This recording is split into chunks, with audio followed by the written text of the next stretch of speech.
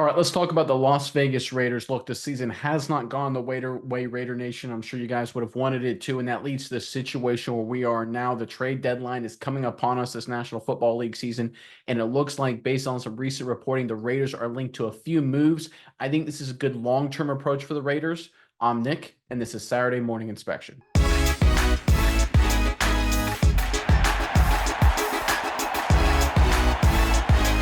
All right, like I alluded to, this season unfortunately hasn't been going in the direction a lot of us thought for the Raiders. But in this time of the year, if teams aren't going the way you want to, you've got to understand your situation and you've got to prepare yourself for the future. Things look bleak. 1 year lead to a lot of success in the future. We've seen that happen numerous times in the NFL recently and honestly throughout NFL history. And it looks like the Raiders are potentially setting themselves up for a bright future based on some approaches they're going to be taking. First, let's pull up this report courtesy of Athlon Sports. The Raiders are 2-6 through 8 weeks of the NFL season, so they don't have the best chance to contend for anything other than a top pick. With this harsh reality settling in, it's time for the Raiders front office to make some business decisions. That means the team will likely move a few more pieces ahead of the trade deadline and stack draft picks for the 2025 NFL Draft.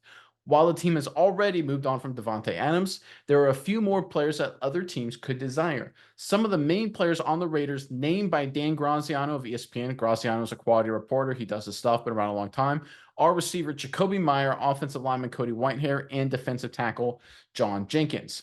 All right, this is Graziano basically just reporting, said, listen, there's interest to these three guys, and it would make sense for the Raiders to move off of them. I think this linkage here, Graziano, doesn't just come up with stuff out of thin air. I think this could be an opportunity for the Raiders to add some draft picks, add some capital as they look to find a way to solve problems, namely at the quarterback position for the future.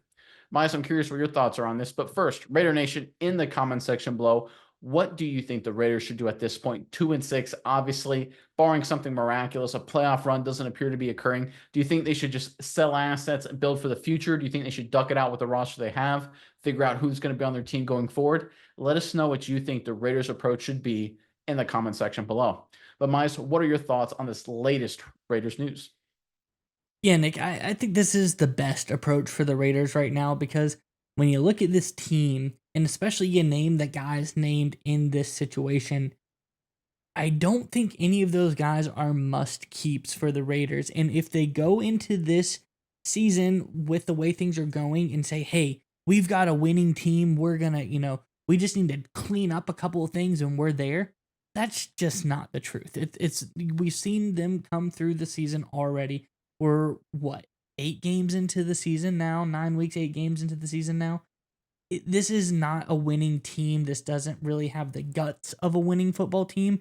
So for you to start leveraging some pieces, making moves, and starting to look at a rebuild, I know not a lot of people like that word. It's not going to be a full rebuild. There's a lot of good pieces on this team, but overall, there's some things you can move off of, especially the guys named in this article. I think it's a really, really smart move because number one, you got to get quarterback and you have to get draft capital to be able to get a good quarterback.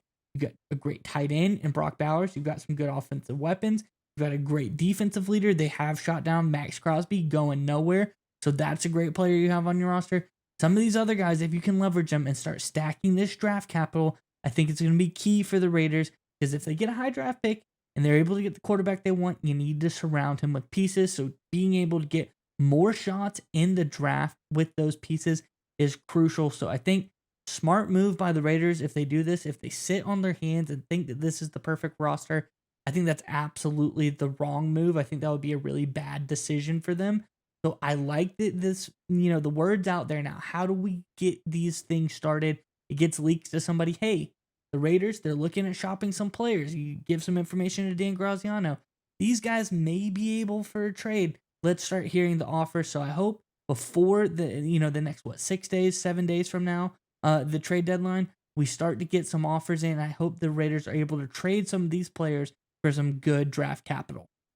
Yeah, and if you look at teams that have had sort of impressive turnarounds this season, you look at namely the Washington Commanders and the Chicago Bears. The Commanders famously sold Chase Young traded away Chase Young and Montez Sweat last season, right? Two really good defensive linemen weren't in the long-term picture for Washington, so they ended up with some draft capital. They quickly retooled their roster to the point that they're a lot better this year after getting a quality quarterback in Jane Daniels, who unfortunately a lot of us linked to the Raiders. Obviously, Antonio Pierce had ties to Daniels. It was kind of a pipe dream looking back on it. But boy, things would be different if Daniels had ended up in the silver and black. But that's sort of the model you want to find, right? You want to look at this and say, okay, we know things can go a certain way. We can finish the year strong, maybe get to something like 7-10 or maybe even 8-9. Who knows, right? But the reality is you're not a playoff contender. You're not a Super Bowl contender. If you look at the division right now, I don't really. The Broncos have had a really easy schedule. I kind of don't really know anything about them. I feel like the Chargers, Justin Herbert, they've got their guy, they got their coach in Harbaugh, and of course we know the Chiefs, Andy Reid, Patrick Mahomes. So at this point, if you're the Raiders, assuming Antonio Pierce is the guy, which I think until we see more information, there's no reason to truly discount him that he isn't. You need to find your quarterback, right? The Broncos at least attempted with Bo Nix. The Raiders now need to seriously attempt who they're going to get, right? It needs to be a first round guy, or it needs to be some kind of veteran that you acquire that's a quality player. I don't know who they could get as a veteran, which makes me think they're going to go for the draft here. And look, if by some happenstance you end up at number 3 or number 4 and the quarterback that you really want isn't going to be there, you've got to have the assets to move up, right? You've got to be willing to move up to pull the trigger and get your guy, even if it costs you a lot of draft capital. The Raiders at this point in time, they cannot afford to go another full season without a long-term answer at quarterback. Ever since Derek Carr's injury a number of years ago, ever since Derek Carr left after the playoff run, it's been a lot of bad at quarterback. I'm gonna be totally honest for the Raiders. And even before Derek Carr, that 3 or 4 year run there, it was a lot of bad for a long time as well. I feel like since Rich Gannon's year in 2002, the last 25 years or so for the Raiders at the quarterback position has been a lot of terrible, with a few Derek Carr okay. Right? They need to find a way to find a long-term young quarterback, and the only way you can do that is by getting multiple bites at the apple at the top of the draft. They have the opportunity to do that by acquiring assets here. I think the Raiders leaked this on purpose, and if I'd be willing to bet, they're trying to gen up some interest, right? Graziano was very plugged in throughout the National Football League, and it's the right move to make.